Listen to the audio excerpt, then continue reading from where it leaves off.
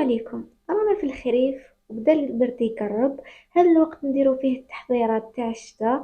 انا اليوم راح نشارك معكم الوصفه تاع الهريسه اللي نخدمها في الدار. جبت لها الفلفله الحمراء، غسلتها بيان، نحيت لها هذاك الطرف الاخضر اللي من فوق وحطيتها في قدره كبيره، درت معها غير فنجان تاع ماء وخليتها تذبل في عقلها. رحيتها هكا غير شويه كي كانت ذبالت، لانه راح نزيد نرجعها على النار ونعاود نرحيها من بعدا.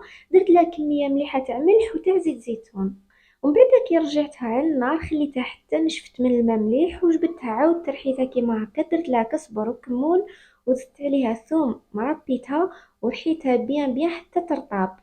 ومن بعد درتها هكا في بلارات، ندير الكميه الاولى ومن بعد نزيد ندير شويه تاع ملح لانه يعتبر ماده حافظه وما يخليش الهريسه تاعنا تفسد. ما تخافوش من الملح، الحاجه اللي تخليها ما تفسدش هي كي نكثروا فيها الملح، وكي نحطوها على النار نخليوها حتى تنشف مليح من الماء. وكي نحطها في البلاره تاعي نسي نحركها هكا باش نخرج لها الهواء باش ما يبقاش لداخل ويفسدها لي. كي نعمرها بيان زدت عليها زيت زيتون وسكرتها باش ما يقيسهاش كامل الهواء. شوفوا القوام تاعها كيفاش جا ما شاء الله، وحتى الذوق يعني ما عندي ما نقول. هنايا فضلت شويه تاع فليفلات علقتهم هكا بخيط، نديرهم في كوانه ما تكونش فيها الغبره ونخليهم ينشفوا، نستعملهم في الاكلات الساخنه التقليديه، نديرهم في الشتاء كيما بركوكس والمقرطفه. ان شاء الله تكون عجبتكم الوصفه. سلام.